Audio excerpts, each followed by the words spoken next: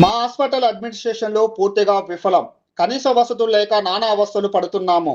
ఈ మాటలు అన్నది వైద్య నిమిత్తం వచ్చిన రోగులు కాదు, వాళ్ళ సహాయకులు అసలే కాదు.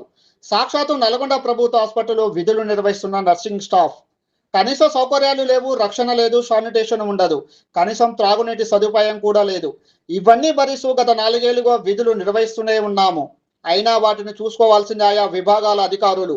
కానీ ఇవన్నీ సాకుగా చూపెడుతూ మాకు మెమోలు ఇవ్వడం ఎంతవరకు సమంజసమని వారు ప్రశ్నిస్తున్నారు. అంతేకాకుండా deputy medical superintendent unparliamentary language వాడుతూ తీవ్రమైన మానసిక క్షోభకు గురి చేస్తున్నారని ఆవేదన వ్యక్తం చేస్తున్నారు. విధులు నిర్వహిస్తున్న సిబ్బందికే ఇన్ని సమస్యలు ఉంటే రోగుల ఇబ్బందులు మరెన్నో ఉన్నాయంటూ ఈ వార్త విన్న సామాన్య ప్రజలు చర్చించుకుంటారేమో. ఇప్పటికైనా ఉన్నతాధికారులు వెంటనే స్పందించి సమగ్ర విచారణ జరిపి వాస్తవాలు తేల్చాలని ప్రజలు డిమాండ్ చేస్తున్నారు. అందరికీ నమస్కారం అండి. నేను ఈ జీజీహెచ్ నల్గొండలో గత 4 సంవత్సరాలుగా పనిచేస్తున్నాను. ఇక్కడ చాలా ప్రాబ్లమ్స్ ఫేస్ చేస్తున్నారు నర్సింగ్ ఆఫీసర్స్. బేసిక్ చాలా ఎక్కువగా ఫీమేల్ నర్సింగ్ ఆఫీసర్స్, దాదాపు 80% ఫీమేల్ నర్సింగ్ ఆఫీసర్స్ ఇక్కడ పనిచేయడం జరుగుతుంది. వీళ్ళకి కనీస బేసిక్ నీడ్స్ ప్రొవైడ్ చేయడంలో అడ్మినిస్ట్రేషన్ విపరీతం ఫెయిల్యూర్కి గురైంది. మెయిన్గా వాటర్ ప్రొవైడ్ చేయరు, వాష్రూమ్స్ ఉండవు, డ్రెస్ చేంజింగ్ రూమ్స్ ఉండవు, సెక్యూరిటీ ఉండదు, మిడ్ నైట్లోని శానిటేషన్ డిపార్ట్మెంట్ ప్రాపర్గా ఉండదు.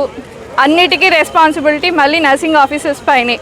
ఆ కారణాలను చూపిస్తూ ఈ నెలలోని 14 మందికి ఫీమేల్ నర్సింగ్ ఆఫీసర్స్కి మెమోలు ఇవ్వడం చాలా దారుణకరమైన విషయము.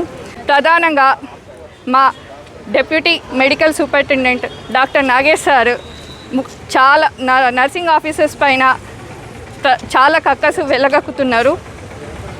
అన్నిటికీ ఒక సెక్యూరిటీ లోపం ఉంటే దానికి నర్సింగ్ ఆఫీసరే కారణం, పారిశుద్ధ్యం లోపం ఉంటే నర్సింగ్ ఆఫీసర్ కారణం. అన్నిటికీ నర్సింగ్ ఆఫీసర్స్ని కారణంగా చూపించి వాళ్ళకి మెమోలు ఇచ్చి వాళ్ళని తీవ్రమైన మానసిక క్షోభకు గురి చేస్తున్నారు.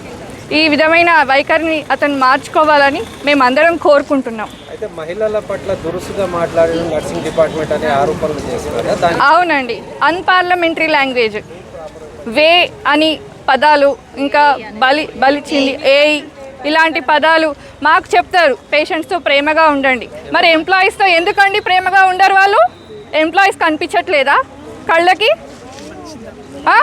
బలిచింది ఇవన్నీ మాటలు మాట్లాడొచ్చా అండి ఒక అమ్మాయిలతోని, ఆడవాళ్ళతోని?